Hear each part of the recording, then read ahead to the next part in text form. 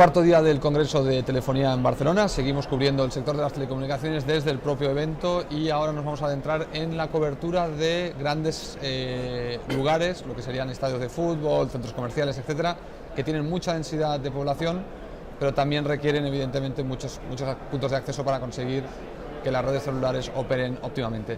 Contamos con 3 empresas importantes que nos van a ayudar a entender mejor cómo llegar a esta cobertura en este tipo de lugares que tienen un reto con la parte también de radio por las interferencias, etcétera, y a ver si podemos así entender mejor cómo hacer esto. Gentlemen, welcome to telesemana.com. Thank you very much. Pleasure having you here. So as I said, I'm going to be generous with my tone of voice. So, okay, first question would be, obviously there is a challenge to cover large stadiums because of the massive amount of people that can gather at some particular moment. So there's a lot of challenges there. What technologies and what solutions are being used or are you promoting within this show to the operators? So Patrick, let's start with you. Okay, being from a DAS vendor, of course, what we're promoting Wi-Fi. is a DAS solution, right?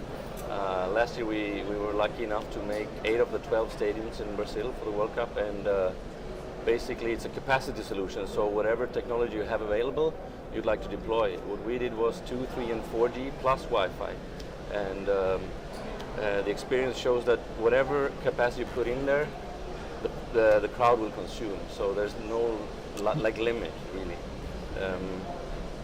In the stadiums where we didn't deploy Wi-Fi, you would see that 3G is congested mainly because most of the mobiles run on 3G. There are very few LTE users, at least in our part of the world so far. So 4G was had some capacity left over, while 3G was completely congested and 2G was mainly used for voice. And where we had Wi-Fi, we saw that actually that the cellular technologies continued being congested, and the Wi-Fi was mainly giving just more capacity to the user. So okay, it's not so much an offload solution as an add-on to the capacity. Okay. Now, when I go to different events where they talk about small cells and, and large venues, some of the people defend the small cell scenario. Art, why don't you tell us your side of the story? So our side of the story is more of an indoor story. So we build an indoor platform, and the conversations that we've had are very much focused on athlete areas, media areas, skyboxes, the very high-value areas versus the general large population of attendees to the venue. So we look at ourselves, because we're an indoor system, as a complement to a DAS infrastructure versus a replacement. So would we agree, and Alfonso, you can join us here, that perhaps DAS is the best solution for what would be the general public within a stadium, and then small cells for those value-added areas where you need to make sure the capacity and the performance is right? Exactly, I totally agree. And from our experience, well, actually stadiums is one of those hot topics in where it comes to our minds, the EthNet. Okay, it's the best example of EthNet. Over there, and from our experience, again, we have seen the stadiums are very complicated venues in where sometimes even you have some attached hotels, gyms, so it's like a real city, so with many different environments, it's something very complicated. So let's say there are not a real trend. Typically we talk about active DAS, maybe this is mainly used, but not only, this is not the only technology.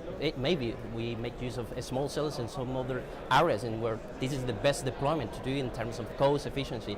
So I would say this is something complicated and very difficult to say, this is the trend, this is the technology, this is the way of designing. It is the perfect example of an EthNet, exactly. So we're all combination of many different technologies, solutions. Actually, from an engineering point of view, it's something very interesting. Okay, so there's no debate then about which technology to use. So when let's say a soccer stadium owner has to decide which technology to put in place, and I'll talk about the dynamics between these owners and the operators, and we'll see how you're seeing the market progressing. There's not actually a technology debate in terms of, well, I should do just DAS or just small cells or just Wi-Fi. That's not a debate at this point. No, I think the debate is basically, well, how much you will deploy, because it comes to a cost issue eventually. And as I said, if everything you put in there is consumed, when do you put the limit, basically? Because there's no single technology that can handle all the capacity these users will consume. So whatever you have as a tool, being small cells or DAS or passive systems, just try to push in as much as you can to as low cost as possible. And well, the good thing with DAS solutions being passive or active is that you can get down with the cost because you can share the systems between several operators. Okay, now let me ask you about the mechanics. So we have owner of stadiums, we have people that own venues, then we have the operators that in some cases probably they will try to get exclusive access to one nice stadium because they know they can get a lot of revenue. Right. In some other cases the owner might want to do the implementation, they want to listen to the operators. How do you see the market progressing in that mechanic? I mean, how are we seeing things happening between the venues and the operators? Because in Brazil, as you were saying, you were putting DAS because mainly all the operators were actually doing providing coverage. Yeah. Because I think they did a joint venture or something. Yes. But what about the rest of the world? What are we seeing happening? Well, it depends on the importance of the venue to the operator. So there's tier one venues, things like World Cup, where the operators feel that they must be there for presence and for coverage and capacity. And then there's second tier vendors where the operators, if someone pays, will then come and participate in the venue. So the cost sharing depends on the incentive of the operator to actually participate in the venue itself. Okay. And then you have also the stadium owners, as you mentioned, and they are very keen looking into the Wi-Fi technology because it's something that they can deploy without The operator. participation from someone else. And we've seen that recently in São Paulo in another stadium, that the owner of the stadium actually took the initiative to deploy Wi-Fi to give a better service to their spectators. So. Okay. Well, definitely. From our experience, there are many stakeholders, a lot of people involved, and well, I will say that operators mainly are those one pushing the idea, but that it differs from market to market, and in those mature markets, you might find that even the owners, the building owners, there are those who are pushing the idea. So that differs a little bit. Even in some countries, you might find some regulatory laws that helps a little bit in that sense. So, but it might differ. Typically, operators. Yeah. Okay, and that's because why? The owners of the stadiums don't want to invest, they don't see how they can monetize that, because I'm thinking, and perhaps this is wrong, that if I have a stadium and I implement myself the DAS system, then I can charge the operators if they want to have access to my own infrastructure, because I own the place and I know I'm going to have a lot of people using the infrastructure. So it's kind of a clear business proposition, although I'm not a technician or I'm not used to running this kind of infrastructure. So you are not seeing any those type of pressures between owners and operators? So it's easy for the operators to get and just get the infrastructure there? I think that if you look at the cellular technologies, the stadium owners are not pushing it for many reasons. One is that the DAS vendors such as us, our traditional customers are the operators. Another issue is that they are the owners of the spectrum. So Okay. the owner of the stadium couldn't do it without the permission, at least from the operator. Or the regulator? Yeah. Thirdly, the stadium owner, I think it's difficult for them to see the revenue generated from a cellular system versus a Wi-Fi, because Wi-Fi they can start charging without talking to anyone really, while cellular is not really their business. So it's more like an extra service free of charge that they could give to the spectators. Okay. Yeah, it goes back to the incentive of, why should I pay? Who should pay? And and to your point, the stadium venues are so hard to handle because the capacity needs always exceed whatever you build. I will add something else that there is a very good question to do also is, okay, mainly operators, they push for the idea, but why do they do that?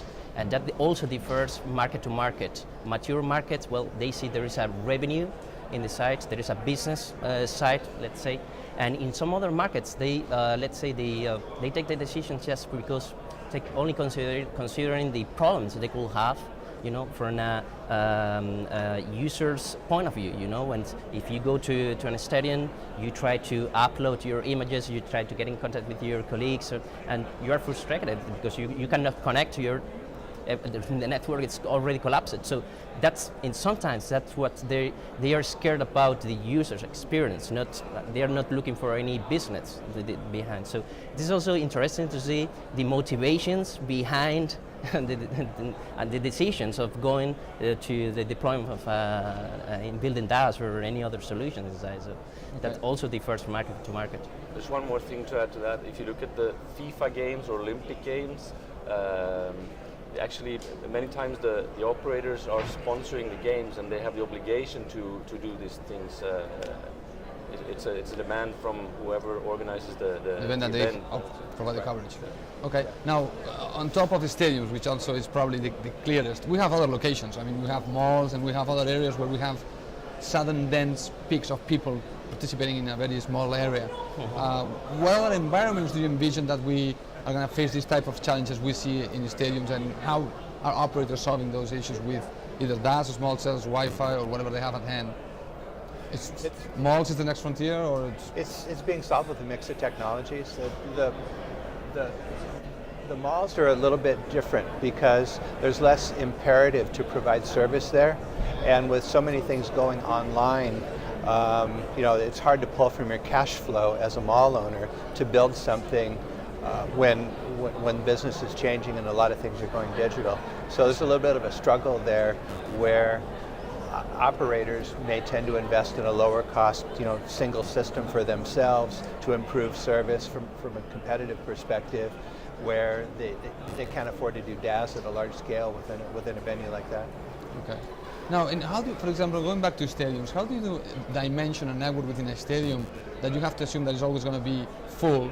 But those stadiums are not always full. They were full for the World Cup, but some of the teams might not be full at this point, and you have this infrastructure in place to accommodate a lot of people and a lot of traffic, and suddenly all the weekends half the stadium is empty.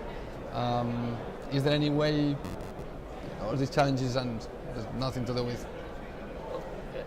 If you look at the FIFA games, you're completely right. There are stadiums that they don't have a tier 1 football club in that city, so it's going to be empty for the rest of its lifetime, right? Yeah. So what they did, at least, if you want, from an engineering point of view, if you want to dimension something like this, it's going to cost a fortune. Okay. So what they did was like, okay, let's not do it for the peak traffic, let's do it for the games, and best possible, but to a reasonable cost. Okay. And what we see is, at least with our technology, the goal is to target premium areas with high-value subscribers and the media who might complain if things don't work. So it's kind of, media is more about public relations, provide really good service there, and then the people that spend a lot of money and have bought boxes for a very lot of money. Yeah, but again, in some of the stadiums you might find, as in the World Cup, you could find a lot of media for the games during the World Cup. No media is going to those stadiums anymore, and those, premium boxes are now empty. Yeah. But probably that's a Brazilian issue, not a world issue. I don't know if you wanted to comment something. Well, just the capacity analysis. This is the key point when we talk about height. Stadiums or malls or any of the big venues. Actually, it is quite hard, quite difficult to be able to do the calculations. We are software vendors. I'm not trying to sell anything, but sure, or I am. But you have quite difficult to predict doing your own calculations. How many subscribers in the worst case, or in the peak average, and the peak case, you're going to handle at the same time. That's what we have to take into consideration. All the different floors, all the different surfaces, signal to noise and interference ratios, all technologies, all channels, all bandwidth. That's something complicated. So our recommendation, and this is actually the experience in the recent past and in Latin America during the World Cup, and actually right today in some other stadiums, is to go for a planning tool. At least it gives you a very good idea and a fast idea about what you're going to have. It's just a prediction. It's true. It's not 100% accurate. This is for sure. But at least it gives you the ideas. It gives you the clues about where to do modifications, and at least at the end of the day, what you can handle. So this kind of venues. It's all about capacity, and after capacity, it's users' experience. This is it. We are trying to avoid subscribers frustrated, or with This is what capacity analysis is all about: users' experience, I would say. Okay, I'm going to ask one final question to Patrick very quickly, and just to finalize, it's the fact, are you moving any of the infrastructure from those empty stadiums somewhere else? It's just there? It's there. Staying there? Yes. Okay, all right, well guys.